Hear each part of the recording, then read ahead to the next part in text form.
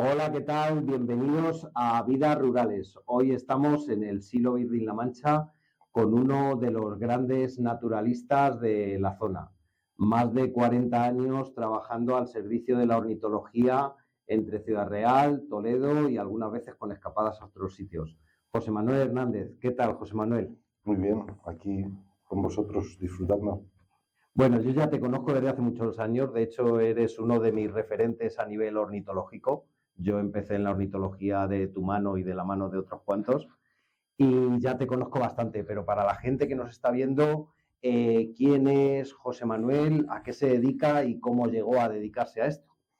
Bueno, llegué a dedicarme porque me gustaba, bueno, es algo que se comparte sobre todo en determinada edad, tienes inquietudes, te llaman la atención muchas cosas y al final te orientas un poco por casualidad o no se sabe si por vocación, por algo innato y si, bueno, pues consigue echar raíces esa afición, al final la incorporas de una manera primero importante y quizá en algún momento como definitiva, ¿no? Al final o a mitad de camino decides que es lo más importante, que te gusta, que sobre todo si tienes posibilidades de vivir de ello, aunque sea de manera regular, pero la satisfacción de dedicarte a lo que te gusta y disfrutar con tu trabajo, pues eso al final inclina la balanza definitivamente y entonces te entregas de lleno. Sí, como digo yo, la gente con pájaros en la cabeza directamente nos resulta fácil vivir estas cosas. Sí, no sé si es una característica, no sé si hay algo que se puede detectar mediante un test de personalidad, pero es cierto que hay muchas personas que compartimos determinados rasgos y que coincidimos en valorar determinados aspectos del mundo, del medio, ¿no? Y de darle una importancia a la naturaleza, quizá porque nos sentimos más parte de ella o por alguna otra razón desconocida. Y al final, pues eso polariza nuestra vida. O sea, es un sentimiento en parte religioso en el sentido más etimológico del término. ¿Y por qué un ornitólogo de tu nivel decide instalarse y vivir y hacer carrera en Castilla-La Mancha? Bueno, yo porque soy de aquí, o sea, quizá me hubiera gustado ser canadiense, pero es que nací aquí, entonces es una cuestión que no está en mi mano cambiar y por lo tanto hay un compromiso con tu tierra, con donde has nacido. Te tiran las raíces. Sí, yo creo que hay dos tipos, bueno, se puede catalogar a la gente de muchas formas, ¿no? Pero hay una dicotomía entre aquellas personas que se consideran ciudadanos del mundo y que viajan por todas partes y que no les importa instalarse aquí o allá, y otros que, a la que pertenezco, que tenemos una simpatía y un compromiso con lo nuestro y vemos lo otro pues para los demás, ¿no? Para los de allí, ¿no? José Manuel es que es ciudadrealeño, entonces los ciudadrealeños son bastante nacionalistas, casi más que los de Guadalajara, aunque los de Guadalajara los tiren de las orejas luego, pero sí son bastante nacionalistas. Podríamos discutir sobre ello. Ciudad Real como provincia, como entidad de referencia, me dice poco. Sí, es un límite fronterizo. Es un límite administrativo. Pero luego, dentro de la provincia de Ciudad Real, que yo considero que es una de las provincias de España más rica y más diversa, y todavía no hay nadie que me lo haya podido desmentir, pues es que hay muchos espacios diferentes, singulares. O sea, la provincia de Ciudad Real tiene monte mediterráneo con influencia atlántica, con influencia mediterránea, tiene zonas húmedas de reconocida importancia y prestigio internacional. Otra cosa es que se conserven como es debido o no. Tiene estepas muy singulares. Yo a esto hay una coletilla tuya que he hecho mía, te la he copiado y la utilizo bastante, que es que en Castilla-La Mancha tenemos la suerte de poder recorrer ecosistemas que para verlos de otra manera tendríamos que ir a 5 continentes diferentes. Así es. Cuéntaselo a la gente, que la gente no sabe estas cosas. Bueno, no sé si lo voy a contar bien porque no estoy autorizado pero más o menos, ¿no? Más o menos, y solo atendiendo a los humedales que hay en Castilla-La Mancha, realmente para encontrar sitios semejantes de esa importancia, como tú dices, habría que recorrer enormes distancias y desplazarse a sitios muy lejanos. En concreto, las tablas de Daimiel, esa confluencia fluvial, hablo de las tablas de Daimiel que deberían ser, no lo que es hoy en día, ¿no? Pero lo que representan las tablas de Daimiel tiene que ver, o sea, lo que encontramos en la Biblia, el Génesis, la confluencia de Tigris y el Éufrates, esos espacios que tenían una altísima diversidad biológica y que por lo tanto eran la cuna de las primeras civilizaciones que fueron a instalarse aquí en la provincia de Ciudad Real, solamente en el Guadiana y en sus afluentes, encontramos las famosas motillas, que son, pues eso, las primeras instalaciones en zonas muy ricas, ¿no? Y por lo tanto esas lagunas fluviales de las que las tablas de Daimiel son un ejemplo, pues es una entidad con mucho valor, pero muy cerca y relacionado con la misma cuenca del Guadiana y en concreto con lo que algunos han mantenido durante mucho tiempo, que era el nacimiento del río, las lagunas de Ruidera. Es un ecosistema húmedo pero completamente diferente, extraordinariamente singular, y para encontrar algo parecido tendríamos que viajar a Croacia. Sí, incluso para ver algo parecido a estas estepas en las que estamos ahora mismo, tendríamos que irnos a las estepas andinas que están encima de la cordillera de los Andes, que es el ecosistema más parecido al sitio donde hoy nos encontramos. Sí, y volviendo al tema de los humedales, las manifestaciones fluviales se complementan, como sabes, y además aquí justo las tenemos cerca, con las lagunas endorreicas, que contaré una anécdota. Se popularizó el misterio de que determinadas piedras se movían en lagunas parecidas a estas en Norteamérica.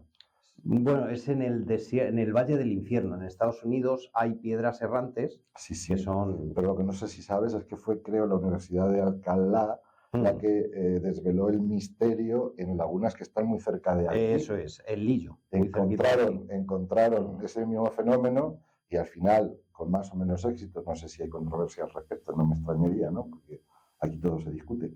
Pero al final fue aquí donde se pudo resolver o por lo menos aportar información que pudiera esclarecer ese fenómeno de las piedras misteriosas, ¿no?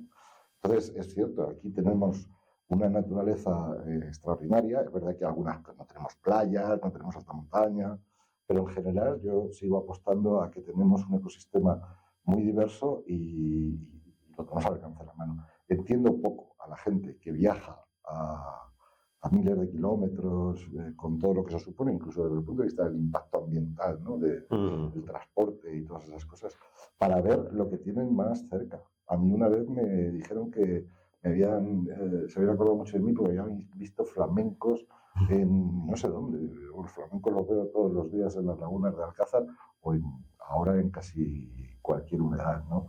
No necesito irme a Cancún, donde se había ido esta persona y luego vino contándome que había visto flamencos, ¿no? A mí eso me pasa mucho con los buitres. La gente siempre viene y me dice, joder, me he acordado de ti porque he estado no sé dónde y he visto buitres. Cuando aquí tenemos buitre negro y buitre leonado prácticamente todos los días, incluso posado en el suelo en el medio de la llanura. Y en concreto el buitre negro, pues las mejores poblaciones a nivel mundial, muy cerquita de aquí, ¿no? Entre otros sitios en el Parque Nacional de Cabañeros, ¿no? Entonces tenemos aquí y muy poca gente es consciente de lo que tiene al alcance de la mano, ¿no? Y yo sí, yo he descubierto eso, entonces me siento muy de aquí por las circunstancias que sean y no sé si eso es una virtud o es un defecto, pero soy muy localista en ese sentido, no necesito irme muy lejos, o sea, puedo presumir de conocer bastante bien mi zona y al mismo tiempo que la conozco bastante bien, soy consciente de lo mucho que me falta por conocer. Entonces, no me voy a ir más lejos cuando aquí tengo misterios que resolver al alcance de la mano. Sí, yo siempre he dicho que somos una de las zonas con más biodiversidad ornitológica de Europa. ¿Tú qué opinas de eso? ¿Exagero? Los manchegos somos exagerados, o sea que puedo tender a exagerar, pero para mí realmente sí lo es. Bueno, yo normalmente, a veces vierto opiniones, ¿no? Pero siempre distingo entre lo que es una opinión y lo que es un hecho que puede constatarse. O sea, no se trata de decir yo pienso, sino es así o no es así. No hay ninguna duda de que la península ibérica es el reservorio genético y donde se puede encontrar está muy alterado en las últimas décadas, pero aún así sigue siendo un espacio, un territorio muy singular. Tenemos especies que no hay en ninguna otra parte de Europa, o por lo menos si las hay no están en un estado de conservación, ¿no? Y como he dicho antes, en el contexto de la península, la provincia de Ciudad Real, que está ya aproximadamente en el centro y que, como he señalado al principio, tiene distintos ambientes singulares cada uno de ellos, ofrece un conjunto excepcional y, por lo tanto, yo no creo que perdón, que sea ninguna exageración, y en cualquier caso abrimos el debate y lo discutimos. Eso si es. alguien Quien lo pone quiera en que opine, cuestión. si opináis otra cosa, pues decírnoslo y nos lo planteáis y entre todos llegamos a alguna conclusión o cada uno sigue con la suya, que tampoco pasa nada. Hay zonas en las que se puede presumir de elementos con los que nosotros no contamos. O que me he referido a la playa o me he referido a la alta montaña. Y efectivamente hay zonas que pueden presumir de tener un ecosistema extraordinario, singular. Pero un conjunto, aquí lo que hablamos es un poco del valor añadido que aporta la diversidad.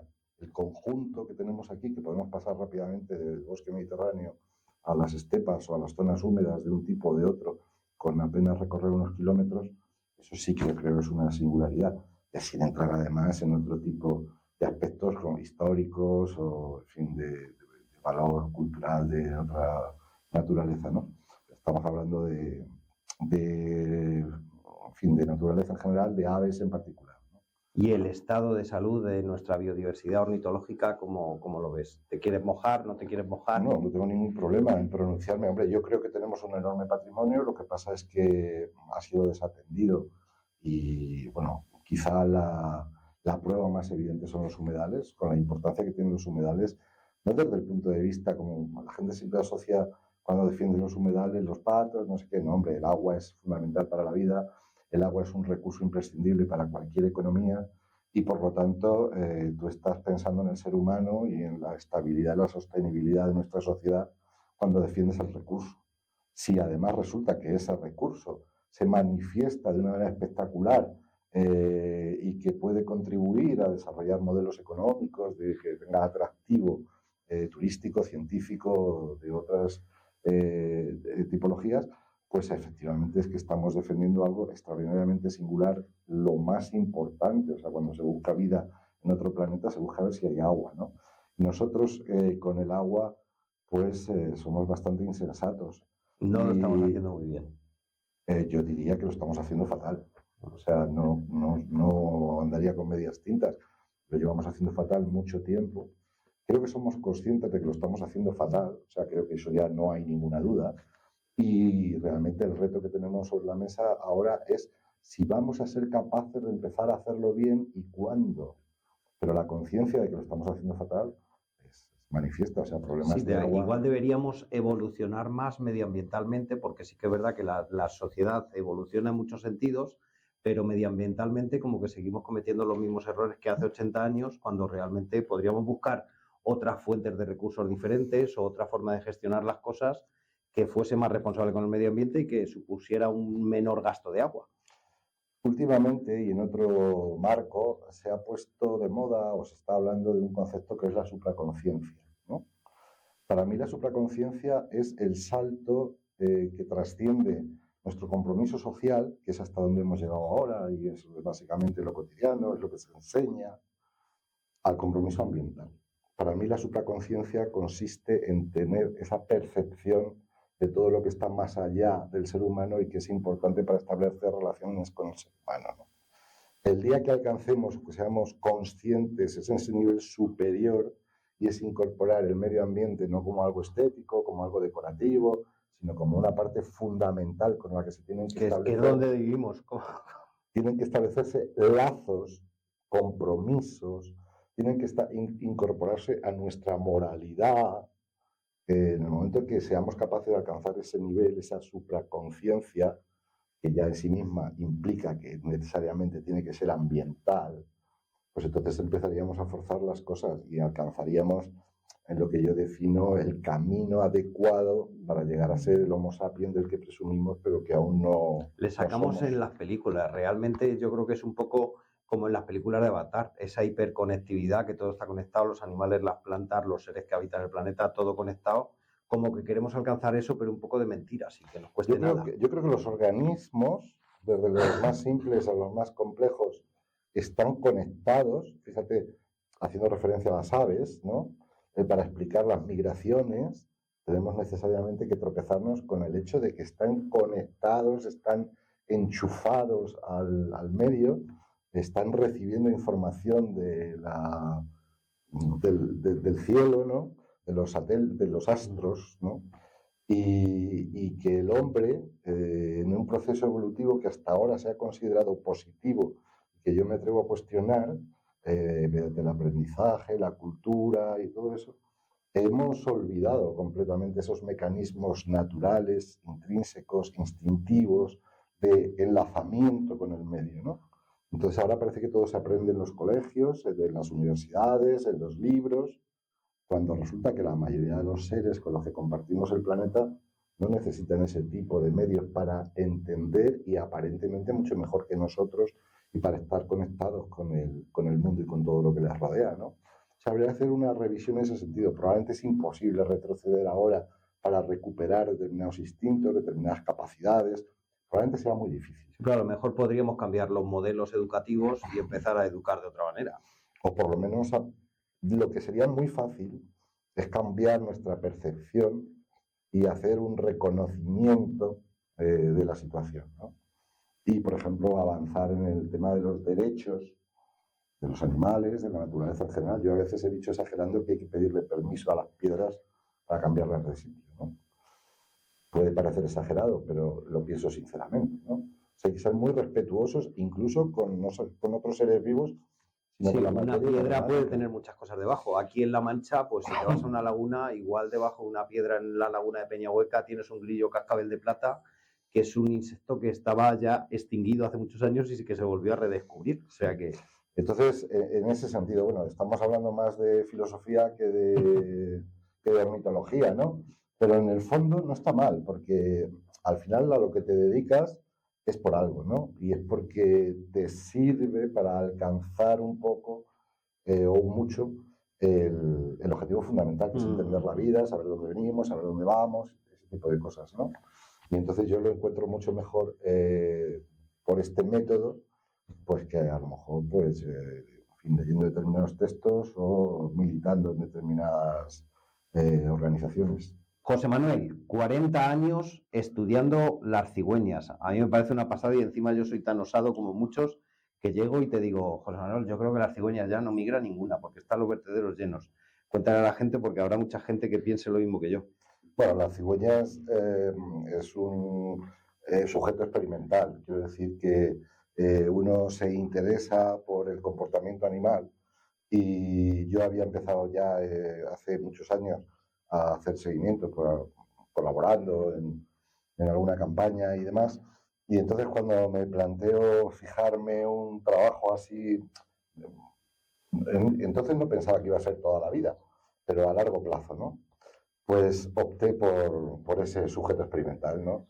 Tienen algunas ventajas, pues porque son fáciles de observar, puedes controlar casi la totalidad de la población de un territorio, en este caso la provincia de Ciudad Real, y pues hacer un seguimiento que es bastante más fácil que con otras especies, por el número de individuos que hay, porque aunque la población cuando yo empecé estaba bastante reducida, ahora es bastante mayor, pero en cualquier caso es muy accesible. Se supone que son animales que mantienen la fidelidad, así es que las puedes seguir año tras año para estudiar la longevidad, para estudiar la fidelidad al nido o a la pareja. ¿Cuánto vive? ¿Cuánto vive? Y dentro, ahora te contesto, y dentro de esa metodología contábamos con una herramienta fundamental que es la que más empleamos para este tipo de cosas y otras, que es el marcaje, en este caso el anillamiento científico, de manera que provistas de algunas anillas especiales que se pueden leer a distancia, tú puedes controlar, observar, identificar a las cigüeñas, en este caso, a distancia, sin interferir, sin molestarlas. Con lo cual podíamos, en aquel momento pensábamos que podíamos obtener historiales de vida a largo plazo y que eso podría proporcionar una información bastante importante. Es una especie con la que se ha trabajado mucho, pero una población concreta con un seguimiento a lo largo de tantos años y tan intensivo, pues ya de esos trabajos hay menos. Y en cualquier caso, un trabajo local siempre aportará la singularidad de ser local. De ahí, aunque hay otros trabajos en otros sitios, pero digamos que, a ver, el beneficio del trabajo estaba garantizado. Cuando yo empecé, quizá ingenuamente, pues me lo planteaba unos cuantos años. Al final esos cuantos años se han ido dilatando, hasta sumar el año pasado la cantidad de 40, que ya me pareció suficiente para hacer un inventario, dar un repaso y ver qué es lo que habíamos sacado en todo este tiempo, ¿no? 40 años, además, es un periodo en el que das margen para que la cigüeña más longeva pues ya no esté. Y contestando ahora a que cuántos años puede vivir, pues mira, la que tengo más vieja es de 30 años.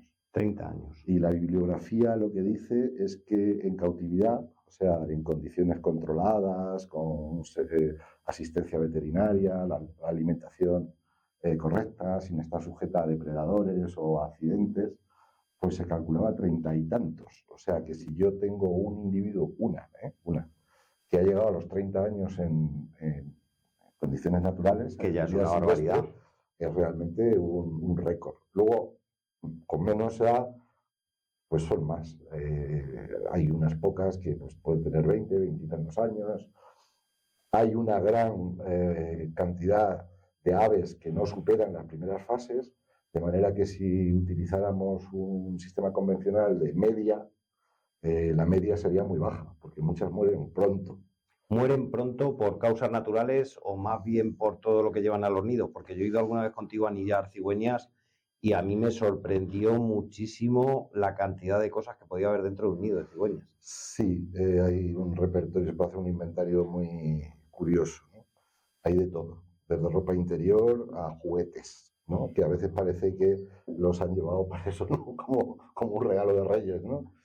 Pero no, simplemente las cigüeñas lo que hacen es que cogen objetos que entienden que es material y no lo catalogan como nosotros podríamos hacer. Lo usan como material para la construcción del nido. Sí, básicamente lo utilizan como material para el nido. Unas veces es inocuo. El problema al que creo que te refieres es que a veces el material no es inocuo, sino que causa un gran daño. Y en ese sentido, y no puedo entender cómo después de tantos años que se sabe, que lo hemos denunciado, que lo hemos dicho por activa y por pasiva, que hay trabajos que lo ponen sobre la mesa, el problema de las cuerdas sintéticas, que son muy abundantes en nuestros campos, sobre todo cuando hay explotaciones ganaderas, esas cuerdas como de plástico, la mayoría de las cuales suelen ser de color negro, aunque también hay de color azul, marrón y otro tipo.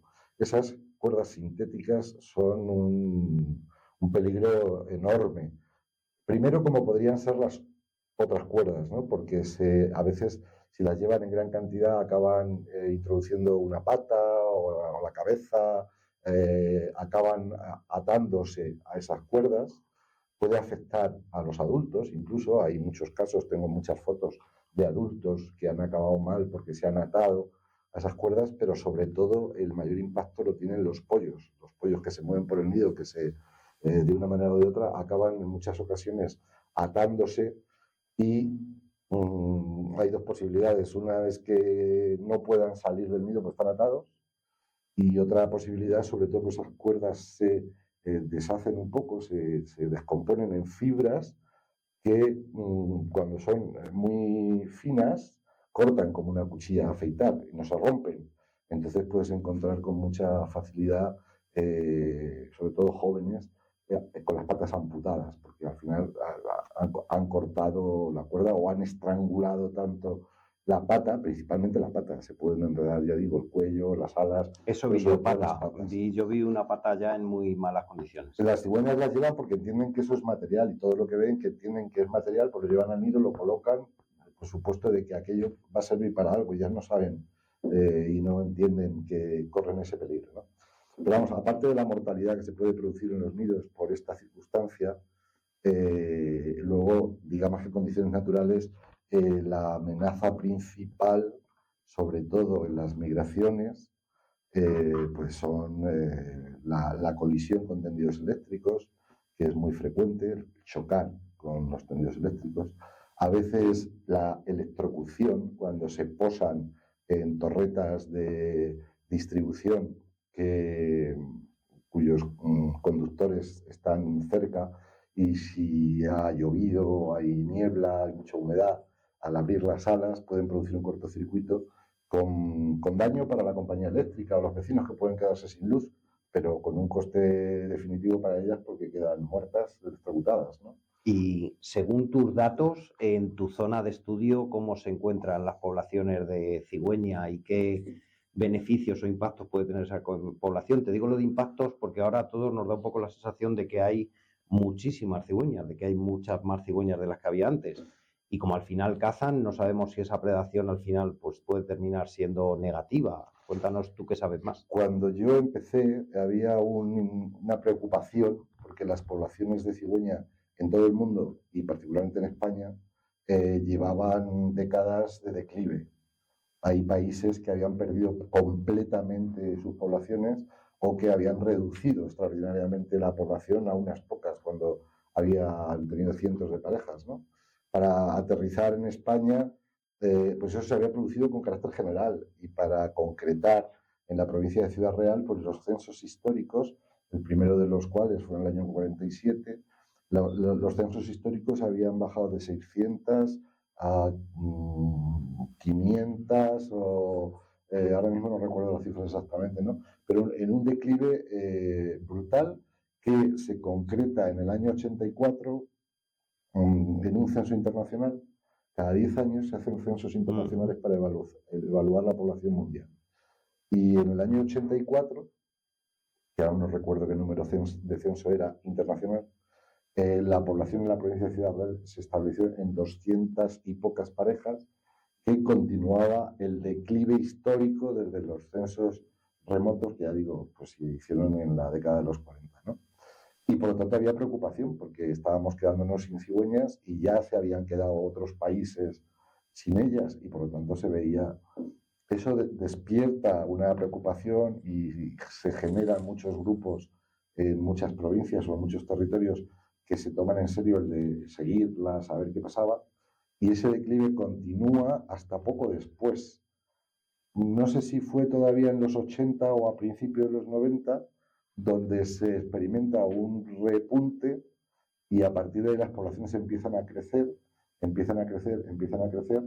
La cifra, por ejemplo, en la provincia de Ciudad Real de referencia eran las 600 parejas que había en el primero de los censos, y al cabo de unos pocos años llegamos a recuperar esas 600 parejas, con lo cual nos felicitamos, pero es que año tras año ese número iba creciendo y creciendo. Nunca sabremos cuándo hubo más cigüeñas, si en la Edad Media o en el Paleolítico, ¿no?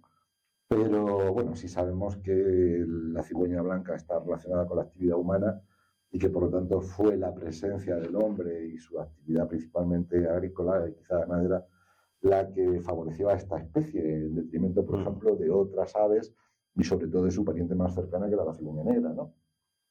Pero realmente no sabemos. No conozco, no digo que no exista, si alguien ha hecho una estima en base a... En esto los ingleses son muy pioneros y muy meticulosos. Por ejemplo, ellos saben cuándo desapareció la última cigüeña en Inglaterra o en el Reino Unido, y con una precisión que resulta increíble porque era la Edad Media. Y uno se pregunta cómo puede haber reporte de aquella época, ¿no? Pues aparentemente lo hay. Y se sabe que en el año, que ahora mismo no recuerdo, pero debería ser 1400 y pico, cuando fuera la última cigüeña blanca del Reino Unido, desapareció. Ahora, dicho sea de paso, tienen un programa de reintroducción, y desde hace unos cuantos años, no muchos, empiezan a reproducirse las cigüeñas y están recuperando ahora la población de cigüeñas blancas allí. Pero ese declive era general, pero ya digo que a partir de los 90 empieza a crecer, a crecer, a crecer, se recuperan los niveles históricos en España, y sigue creciendo hasta hace unos cuantos años, en que, grosso modo, alcanzamos la cifra de unas 2.000 parejas. 2.000 parejas. Lo cual era extraordinario y podría dar a entender efectivamente que había más cigüeñas que nunca. Nunca no podemos decir que nunca, porque hay muchísimos datos que desconocemos absolutamente, ¿no? Pero sí, era realmente un récord. El problema es que es como si hubieran alcanzado un punto máximo, y de forma natural o no, y eso no lo sabemos, a partir de ahí se produce un cambio, una tendencia negativa que no sabemos todavía si es natural, se ha producido porque se ha alcanzado un máximo de saturación de los recursos y por lo tanto es un proceso biológico que podemos entender como natural, o hay alguna causa no tan natural que esté influyendo. Lo cierto es que ya llevamos unos cuantos años de caída. Los últimos datos así globales son de hace 20 años, puesto que no hicimos el último que correspondía. El de 2014 no se hizo. 2014 no se hizo. Entonces va a haber una sorpresa porque la idea que se tiene es esa que tú has expresado, de que las cigüeñas habían crecido mucho, de que había muchas cigüeñas y tal, y no es así, porque lo que ha ocurrido en el territorio que yo controlo, sospecho que ha ocurrido en general. Y entonces nos vamos a llevar la sorpresa de que vamos a descubrir lo que yo sé, porque yo he hecho un seguimiento continuo durante todo este tiempo, pues vamos a llevarnos una sorpresa. Eso es lo que creo que va a ocurrir, o a lo mismo me equivoco y el que se sorprende soy yo, ¿no? Pero estoy casi seguro de eso. Pues las causas, pues es que de verdad, incluso en un tema como este, que parece que se sabe todo, que ya no hay nada, cuando realmente empiezas a investigar te das cuenta de lo mucho que se desconoce, muchos detalles, muchos factores que están influyendo y que tendríamos que estudiar. Por ejemplo, están desapareciendo las colonias en encinas, que es un sustrato muy habitual y que ha alojado decenas o centenares de parejas. Algunas colonias tenían 100 nidos o más, ¿no? Y de una época a ahora, poco a poco, esas colonias han ido desapareciendo, sin que hubiera constancia en ningún otro momento de que tal fenómeno había ocurrido.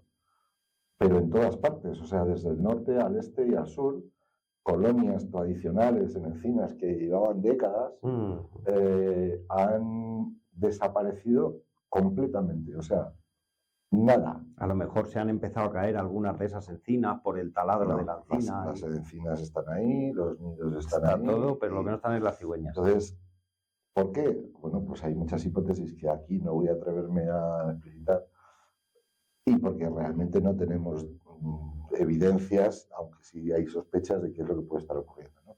Entonces, incluso en una especie así que se suponía que se conocía todo y tal, resulta que nos damos cuenta de que hay muchísimas cosas que no sabemos, muchas cosas que nos sorprenden y que hay trabajo y que hay tema de investigación a largo plazo. Otra razón por la que podría parecer que hay muchas cigüeñas y que alienta la teoría que creo que has comentado tú antes de que no se van y que ya se quedan aquí, y eso no es así. Hay esos bulos que son absolutamente y que somos incapaces de desmentir, no sé por qué, pero eso todo el mundo en general, incluso a veces personas que deberían saberlo, que están en el ámbito científico o de la conservación, y parecen que mantienen eso de que las cigüeñas no se van. Eso no es exactamente así. Es así en una pequeña parte, pero tan pequeña que resulta insignificante. Las cigüeñas siguen marchándose, las cigüeñas siguen migrando, y lo que pasa que contribuye a esa idea de que hay muchas cigüeñas y que ya no se van, que lo que han cambiado son las pautas migratorias. Y por unos factores o por otros, que también convendría poner en claro hasta donde se pudiera, es cierto que se han producido variaciones. Que la tradicional migración todos podemos tener en la cabeza de las cigüeñas europeas que cruzando la península ibérica, el estrecho de Gibraltar, atravesaban el Sáhara y se iban a África Central por lo menos, pues eso ha cambiado. ¿Por qué? Por dos cosas fundamentalmente, porque en África había una mortalidad enorme y durante muchos años las cigüeñas que iban a África iban a una muerte muy probable y quizá eso haya influido en el comportamiento, pero sobre todo porque en los 10, 20, no sé si 30 años, la aparición de grandes vertederos, la instalación de grandes vertederos ha proporcionado una especie de grandes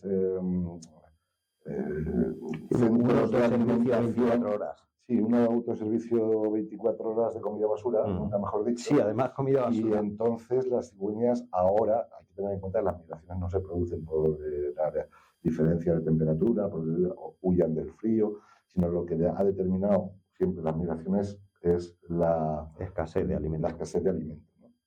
Entonces ahora esos vertederos están proporcionando comida y entonces hay un cambio, pues porque ya no es necesario ir tan lejos para poder pasar el invierno alimentándose de un vertedero. Ese es un factor que sí me atrevo a decir que es determinante y que hay que tener en cuenta de una manera clara y que también hay que pensar en las consecuencias que se producirían si, cumpliendo la legislación comunitaria, en este momento se procediera al cierre, la clausura, el reciclado completo y desaparecieran los vertederos.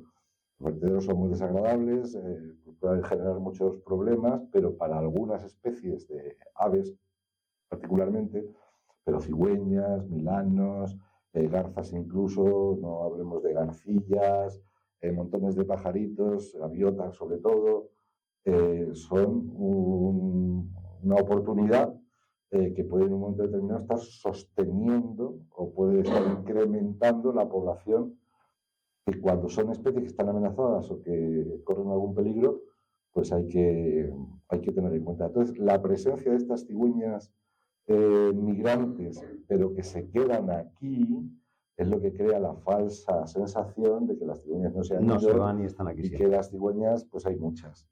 Tú vas a un vertedero de los, por ejemplo, en Ciudad Real hay 2 vertederos ahora, en Almagro y en Alcázar de San Juan, y puedes ver miles de cigüeñas que para cualquier observador no necesariamente documentado y tal, puede tener esa sensación doble, ¿no? Por una parte que hay muchas cigüeñas y que las cigüeñas no se van y que por lo tanto no hay ningún problema con Claro, ellas. es que muchas veces se piensa que si migras te vas a África directamente. Claro. Pero Y eso no después es así. vuelves otra vez hacia arriba, pero no es así. Hay muchas especies que no lo hacen. Aquí tenemos un aguilucho en verano, tenemos otro aguilucho en invierno que viene directamente, que ha estado criado en el norte, tenemos las grullas que van a venir aquí de migración dentro de nada. O sea, la migración no tiene por qué ser obligatoriamente, simplemente te vas a una zona un poco más cálida y que tienes más alimento que donde estabas antes.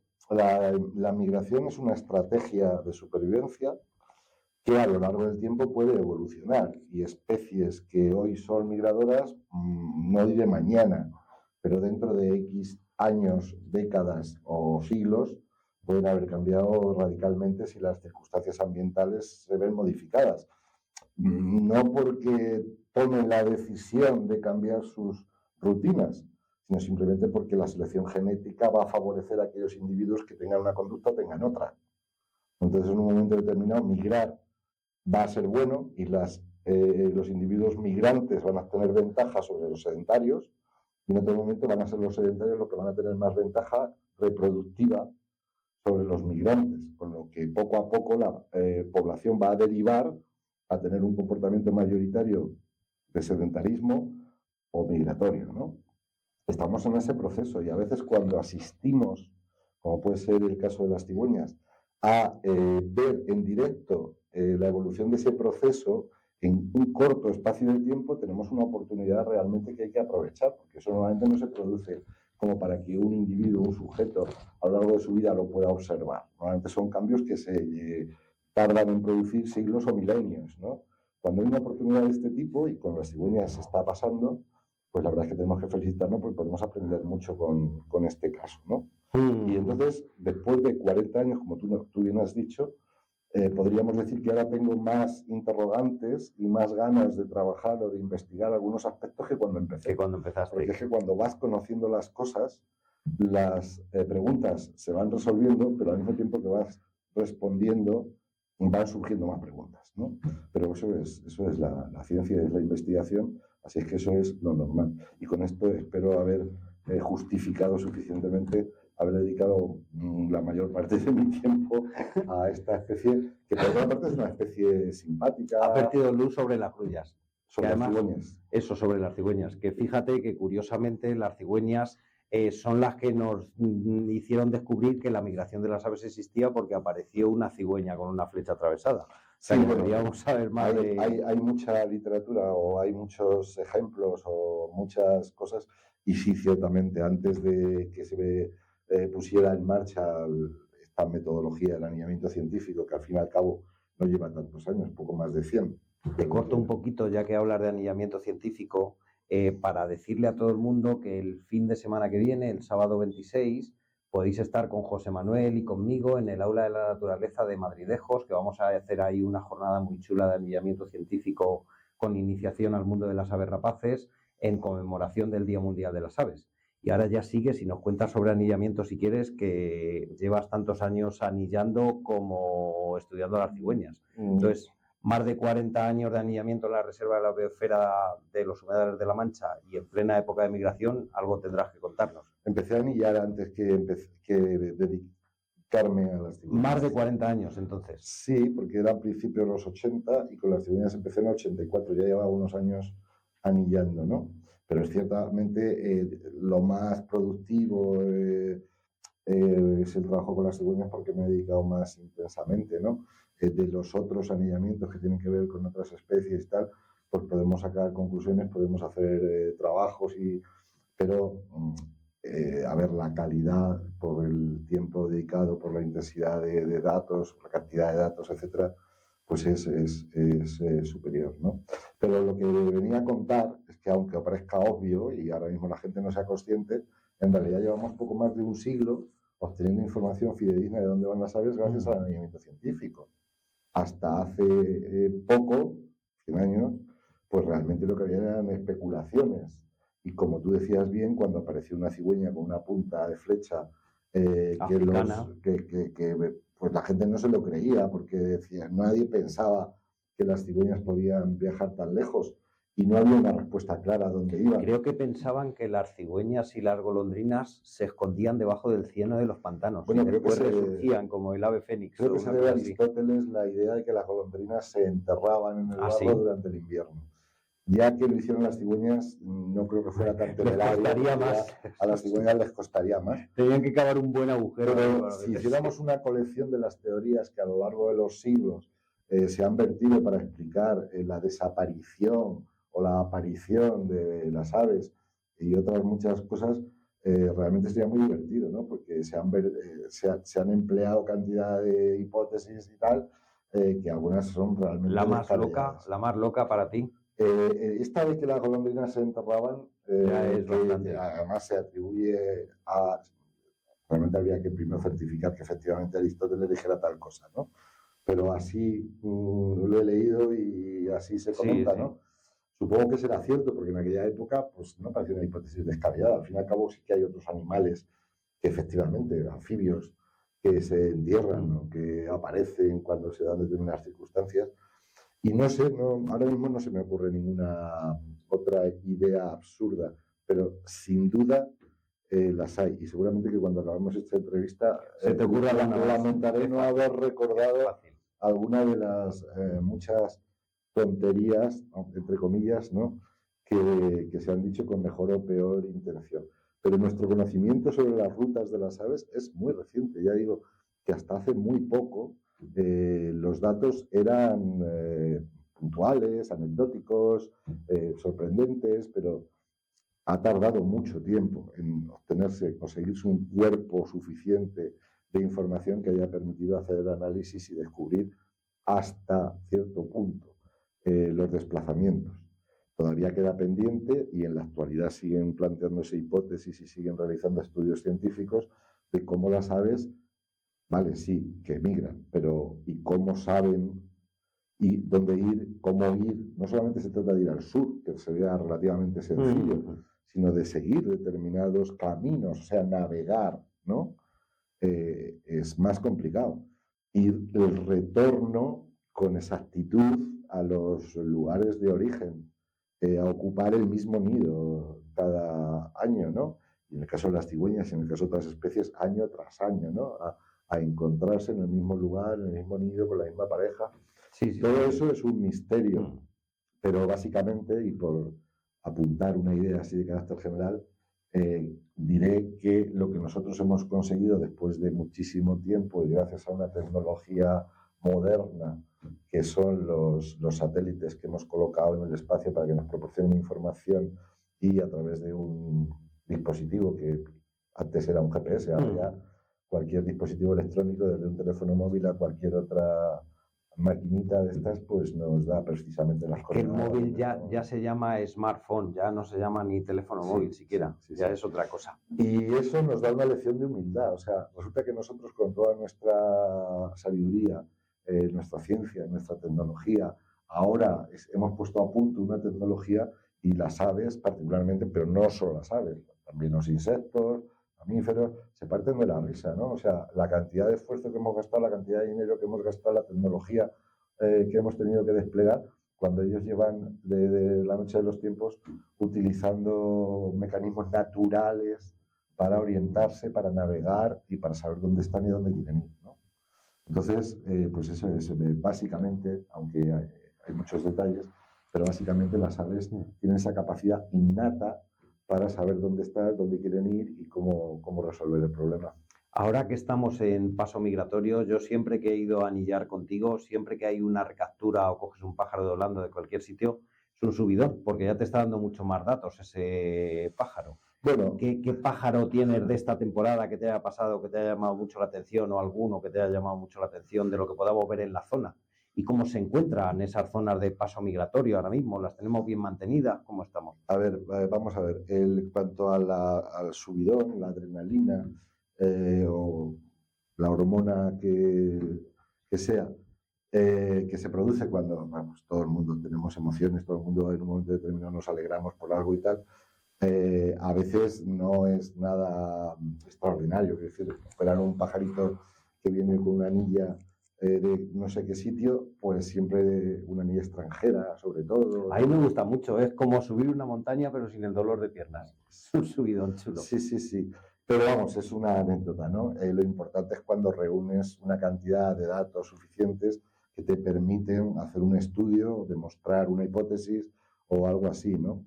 Y este año, o sea, recuerdo, pero no este año, una ocasión en la que trabajando con un grupo de escolares muy jóvenes, con mucha capacidad para asimilar, para entender y para sorprenderse, capturamos un colirrojo real que venía con una anilla de Finlandia. Ya ves.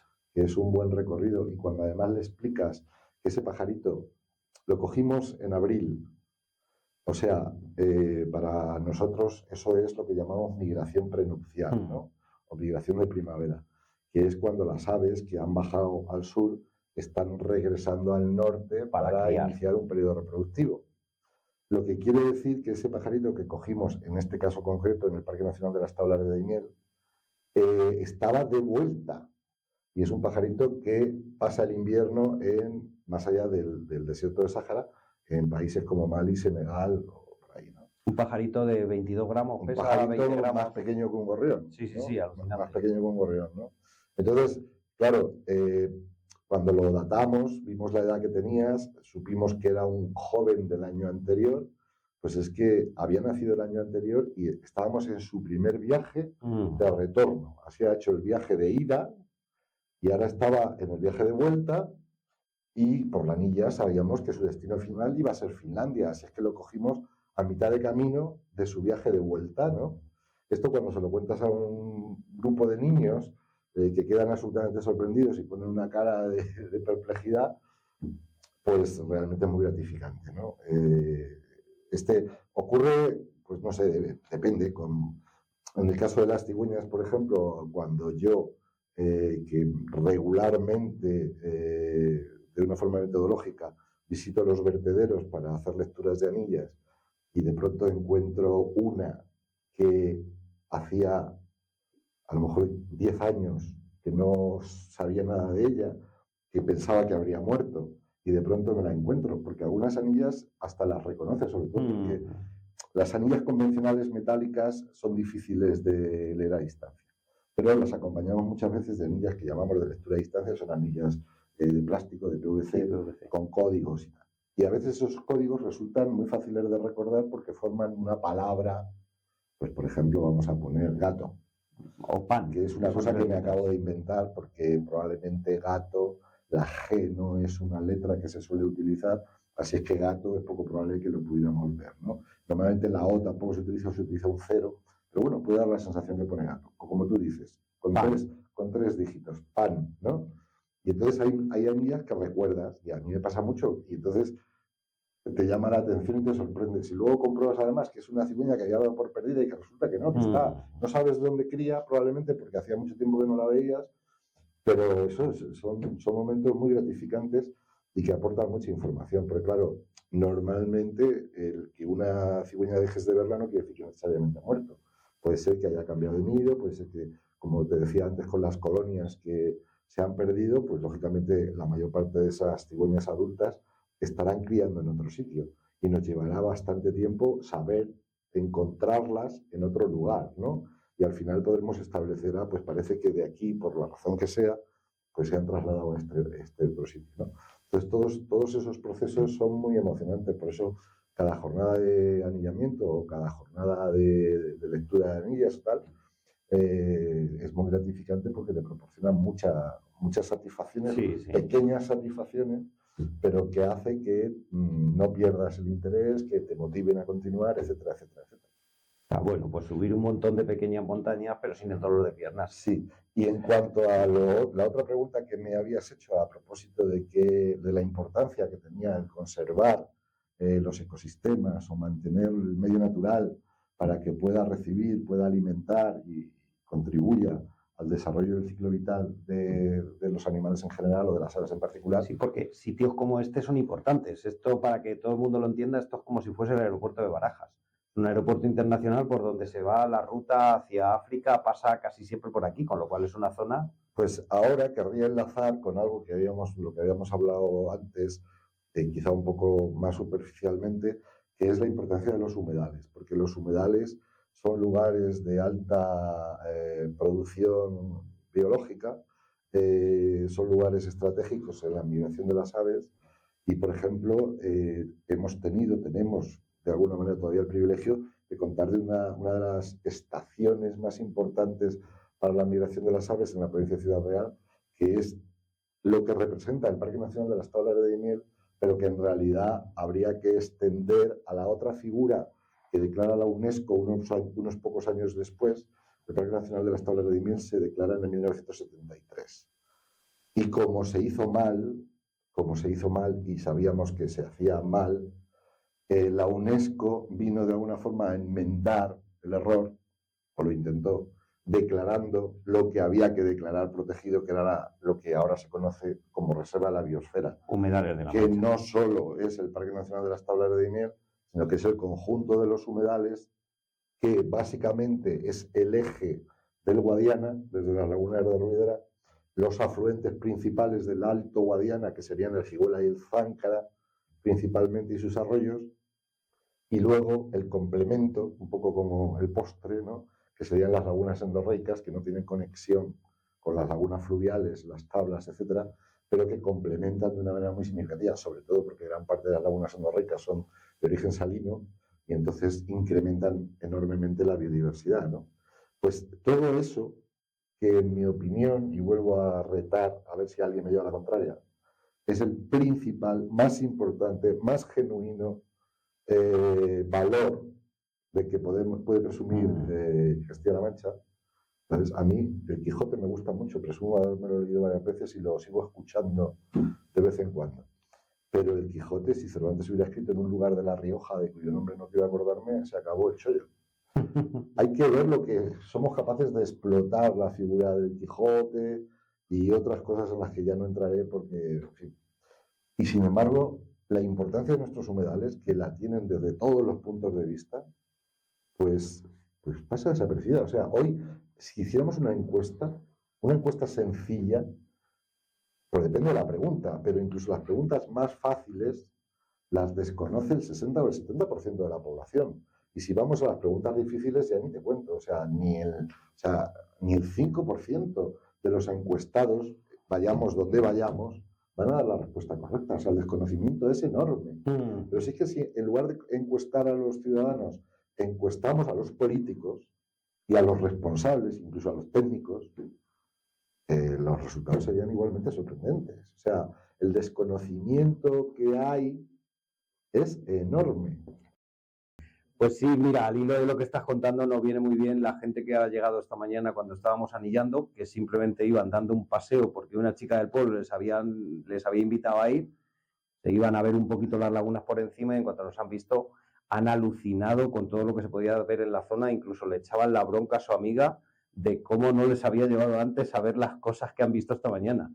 O O sea, es un poco... Pero probablemente porque la amiga tampoco tenía un conocimiento suficiente de la importancia de lo que han descubierto. No, un conocimiento además de base. Por educación no se nos enseña absolutamente nada de lo que podemos tener en la zona. Entonces ese proceso de tomar conciencia de lo que tenemos, de valorarlo, de cuidarlo y exigir a las autoridades, a los organismos competentes que hagan lo necesario, porque es un patrimonio, y como he dicho antes, en mi opinión es el patrimonio más importante, lo más genuino, lo que más riqueza podría generar si se gestionara adecuadamente. O sea, no es solamente una cuestión estética, no es solamente una cuestión de los ecologistas, de no sé qué, sino que es un patrimonio fundamental que tiene probablemente más valor. O sea, a mí si me das a elegir entre renunciar a los humedales manchegos o al Museo del Prado, sin duda renuncio al Museo del Prado. Sobre todo cuando hay montones de copias y cuando hay montones de tal y la mayor parte de la información, a ver, estoy exagerando probablemente, pero evidentemente el valor que tiene lo natural, que si se pierde puede ser incluso irreversible, pues no lo tiene la producción artística, por muy interesante que sea, humana, porque siempre se puede reproducir, porque al fin y al cabo pues es una producción humana que tiene una limitación en el tiempo, ¿no? No sabemos cómo se van a valorar las cosas en el futuro, pero sí que los ecosistemas fundamentales para el funcionamiento de la vida, eso sí que es imprescindible. ¿Qué ha ocurrido? Que a lo largo de los siglos, y todavía tenemos una mentalidad del siglo XIX, pues somos más listos de lo que parece. Lo que pasa es que luego no ponemos las cosas en práctica. Pues según hablas, a mí me viene a la mente el eslogan este de conocer para entender, entender para proteger. O sea, hacemos unos eslóganes de la hostia súper bonitos, pero que luego no practicamos de ninguna manera.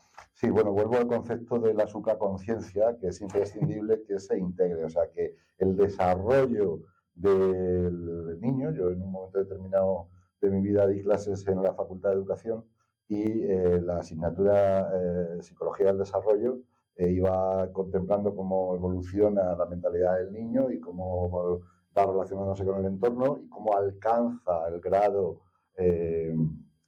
óptimo cuando entiende la comunidad lo que se llama el desarrollo social, ¿no?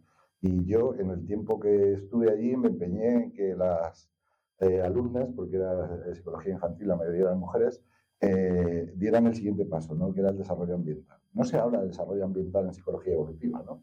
Y ese concepto del desarrollo ambiental, que es el que puede facilitar ese grado de la supraconciencia, es lo que tenemos pendiente. Entonces seremos una especie realmente más evolucionada y probablemente nos acercaremos al objetivo de que las sociedades pues mejoren cualitativa y cuantitativamente en todos los sentidos, ¿no? Pero hoy por hoy estamos muy lejos de eso, ¿no? Y se sigue viendo la protección de la naturaleza como un añadido, ¿no? Un capítulo, ¿no? Que además se suele consentir cuando las cosas van bien, pero en el momento que hay recortes o hay cuestiones de tipo económico por medio o tal, solo hay que ver cómo han funcionado las normativas de protección del medio ambiente, las normativas para la evaluación de los impactos ambientales, etcétera, cómo en serio nos hemos tomado este tipo de cosas, pues realmente, insisto, es algo más estético, ¿no? Y no se entiende el aspecto práctico. Y si queremos un ejemplo que demuestra todo esto, podemos dirigirnos a nuestro espacio natural más emblemático, sin ninguna duda, más antiguo, que es el Parque Nacional de las Tablas de Daimiel, que, como decía antes, es una pieza de un conjunto mucho más amplio que se ignoró en su momento, aunque luego la figura de la Reserva de la Biosfera intentó ponerlo en relieve, ¿no? Y la importancia que eso tiene con un recurso tan fundamental como el agua, ¿no? Sin embargo, estamos dilapidando ese patrimonio, los acuíferos están sobreexplotados y todavía la economía de la zona sigue basándose en el regadío, que a estas alturas todo el mundo sabe que esquilma un recurso tan importante como es el agua y pone en jaque a esa infraestructura natural que funciona mucho más eficientemente que cualquier pantano. La gente reclama pantanos, reclama infraestructuras y ignora la infraestructura natural que provee y de una manera más económica y con una eficacia muchísimo mayor, que son los acuíferos. La gente probablemente no entiende el concepto de acuífero y los humedales que tenemos, o gran parte de ellos, sobre todo el funcionamiento real que deberíamos disfrutar de los ríos, están dando la prueba de que esos acuíferos están en buena salud. Como hoy eso no está, porque nuestros ríos están prácticamente desaparecidos y la triste realidad del Parque Nacional de las Tablas de Daimiel demuestra hasta qué punto los ríos han desaparecido. Las tablas de Daimiel no pueden tener agua porque los ríos que la proveían no existen. Daimiel está sufriendo lo mismo que Doñana, pero en silencio. Sí, el problema es que Daimiel empezó antes. Sí. El problema es que lo de Doñana, que adquiere más resonancia, porque Doñana se conoce más en el mundo. Sí, la hermana fea, porque como no tiene tanto trigo ni tanta cosa así. Lo que está pasando en Doñana es lo que viene pasando desde hace más décadas en Daimiel. Y sin embargo se está prestando hoy más atención al problema de Doñana y se sigue minusvalorando, se sigue mirando para otro lado en el caso de Daimiel. Y si tú estuvieras consumiendo un recurso valioso para producir algo que justificara ese expolio, pues todavía no podíamos entrar a hacer números. Pero es que si hacemos números, realmente la rentabilidad es ridícula.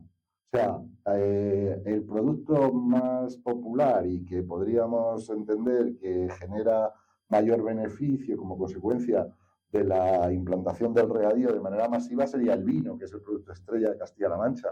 Bueno, vamos a ver, unas cuentas muy sencillas.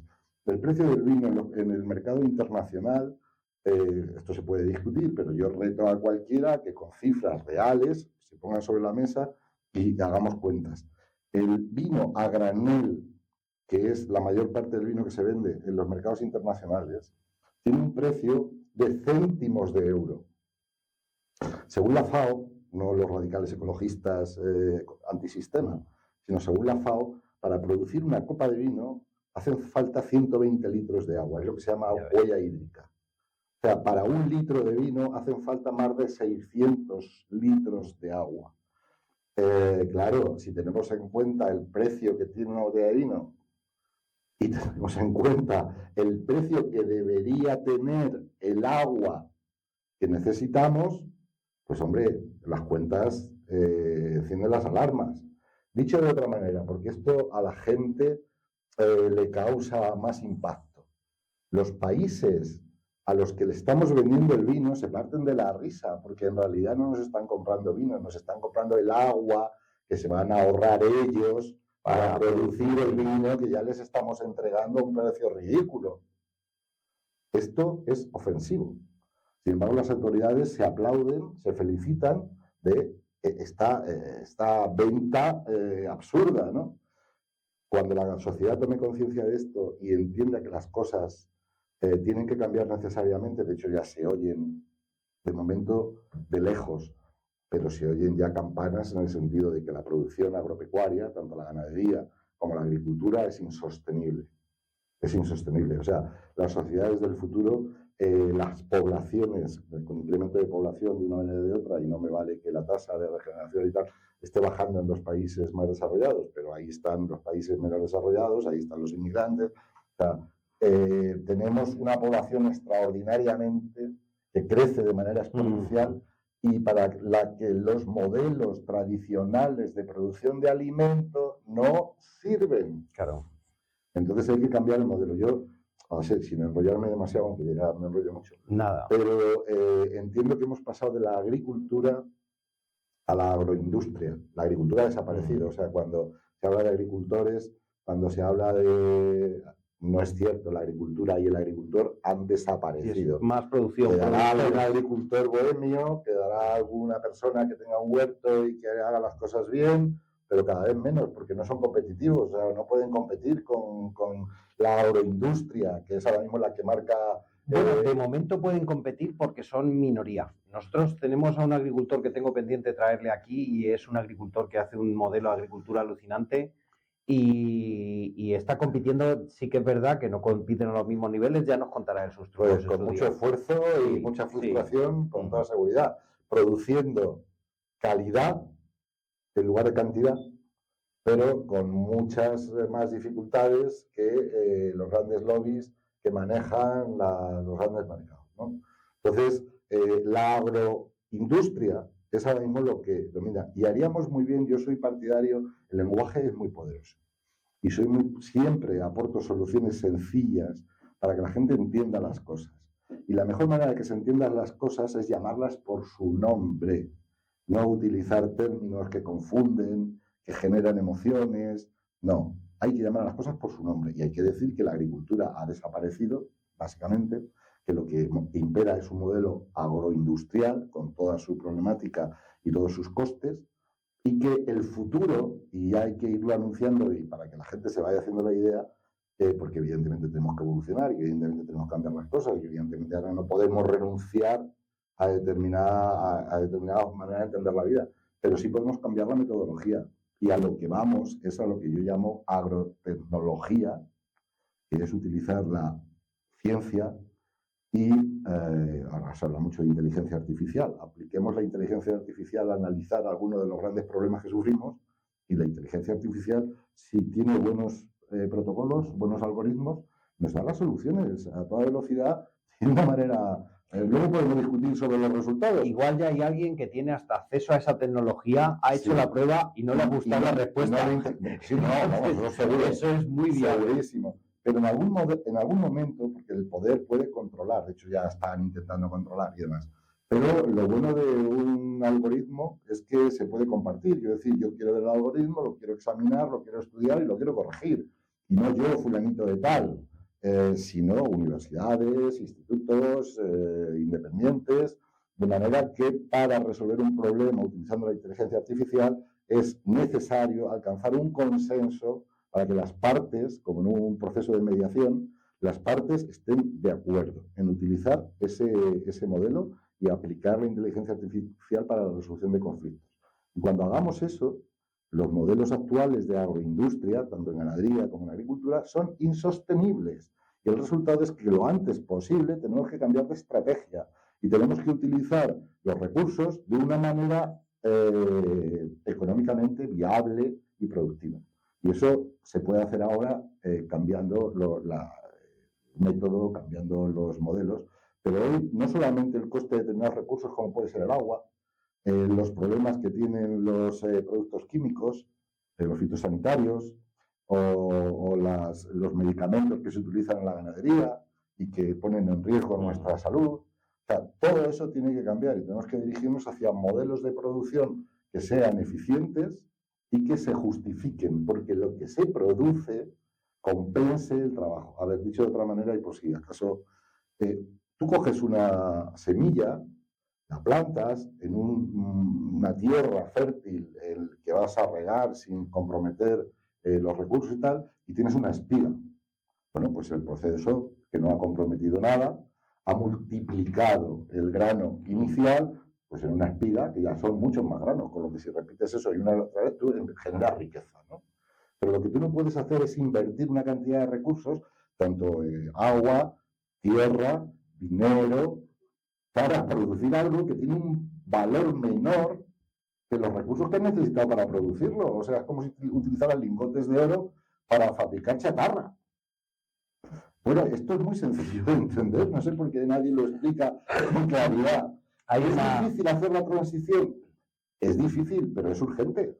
Hay una frase muy buena que tú sabes de quién es, que si cogiésemos todo el agua que se está destinando a regar productos agrícolas con muy poco valor, se embotellase y se vendiese en botellitas de agua, pues como recuerdo del acuífero 23 y el 25 o cualquier cosa así, ganaríamos más dinero que con los productos que se está produciendo. Bueno, yo lo hice. Muchísimo más. Lo hice. Reconozco que mis datos o mis cuentas pueden ser discutibles, pero bueno, pues vamos a juntarnos unos pocos, vamos a ponernos de acuerdo y vamos a hacer unas cuentas que todos compartamos. Mira, yo pedí una botella de agua en las lagunas de Ruidera al lado del baño de las mulas y me cobraron pues lo que todo el mundo paga cuando pide una botellita de agua. Lo que pasa es que no se da cuenta que es más cara que la gasolina. €1, €1,50. Claro, sí. Si tú pagas €1,50 por un tercio, estás pagando €4,5 por un litro. Una cifra exageradamente mayor que lo que pagas por un litro de gasoil o de gasolina, ¿no? Sí. Entonces, eso ya a la gente eso debería hacerle pensar, ¿no? Bueno, a lo que iba. Yo hice las cuentas en función de un dato que presumía la administración de haber conseguido una cantidad de millones como consecuencia de la exportación de vino, ¿no? Entonces, sabiendo el dinero, el precio al que se vende el vino, puedes calcular los litros de vino que se han vendido, conociendo de la mano de la FAO, que además en algún momento lo hemos discutido entre varios y algún escéptico se metió rápidamente, como ahora se puede hacer en Internet, para buscar datos que contrastaran. Encontró datos de otra parte, no de la UNESCO o de la FAO, no me acuerdo bien, de otros científicos que en otras zonas habían hecho trabajo sobre eso y corroboró que las cifras son más o menos, pero son esas, o sea, los 600 o 600 pico litros para un litro de vino, ¿no? Ya ves.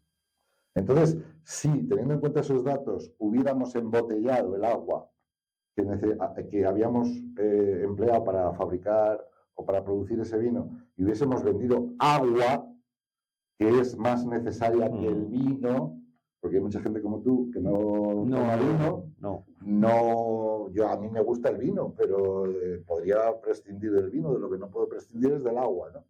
Pues si hubiéramos dedicado toda esa cantidad, que equivalía, para los que conozcan la zona, a 50 pantanos de Peñarroya. El pantano de Peñarroya es el que cierra el Parque Natural de las Lagunas de Ruidera e impide que el agua de Ruidera, como sería deseable, siguiera corriendo para llegar a las tablas. Las tablas no reciben agua porque las lagunas de Ruidera las corta el pantano de Peñarroya y porque el primer afluente que tiene el Guadiana desde Los Ojos, el Azuer, también está cortado por otro pantano que es el pantano de Vallehermoso. Ahí se embalsa el agua que debería ir a las lagunas de Ruidera. Y mientras tanto pedimos que nos traigan agua del Tajo, mientras tenemos las aguas naturales de las tablas de Daimiel embalsadas por estos pantanos a los que me refiero. Pues para quien conozca el pantano de Peñarroya, el vino que se vendió y del que presumía había costado 50 pantanos de Peñarroya. Ya ves. Entonces, claro, si tú entiendes... Nosotros hemos hecho ricos, ni el Bitcoin hubiese dado tanto dinero. El agua envasada y vendida a un precio razonable hubiera producido más de 2.500 veces el beneficio de haber vendido vino. Pues lo que te digo, un por 2.500, una barbaridad. Claro, estas cuentas son accesibles, cualquiera que se interese de los que vean esta entrevista. Me lo dejas en un por 500 y te lo compro. Eso no está el 2.000. Cualquiera que lo entienda, ¿no? Sí, o sea, sí, y es bastante sencillo, porque bueno, habrá problemas de comercialización, hay un mercado que puede estar saturado. Si vamos a cualquier súper o a cualquier tienda, tenemos determinadas marcas que son las que compramos, pero vamos, perfectamente podríamos tener una marca propia con la garantía y tal de los acuíferos manchegos, ¿no? A ver, o una botellita de recuerdo el acuífero 23. A pesar de la situación que es bastante mala y con problemas de contaminación y demás, recuerdo que ayuntamientos muy señeros e importantes que están sobre el Alto Guadiana, por ejemplo, Daimiel y Alcázar de San Juan, beben del acuífero. O sea que el agua del acuífero se puede beber y de hecho se bebe.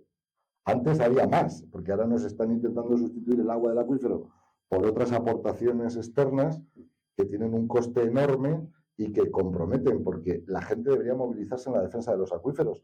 Pero si ya no va a beber el agua de los acuíferos, la gente ya va a dejar de movilizarse porque ya le va a pillar más lejos. Hoy podríamos movilizar con facilidad a la mayor parte de la población que depende, no solo ya por los patos y por los humedales, sino porque depende para beber de los acuíferos. Entonces, que los acuíferos se recuperen es fundamental. Y además es obligatorio. Que no debería olvidar que hay una directiva europea, la Directiva Marco del Agua, que es que nos obliga. O sea, que ahora mismo este debate yo lo puedo mantener, pero desde hace ya muchos años, desde principios de este siglo, desde el año 2000 o 2001, es que es un compromiso al que le van a pedir explicaciones al Reino de España, porque una normativa europea, la Directiva Marco del Agua, obliga a recuperar las masas de agua, tanto superficiales como subterráneas, o sea, tanto los ríos como los acuíferos. O sea, que es una obligación hacer esto. No sé por qué estamos esperando, porque ya se han pasado todos los plazos. Tenemos una prórroga inmerecida que acaba en el 27, o sea, dentro de 3 años. Bueno, igual viene otra prórroga o igual viene una multa y prefieren pagar la multa. Ya, pero la sociedad tiene que saber eso y Sí. los ciudadanos tienen que saber que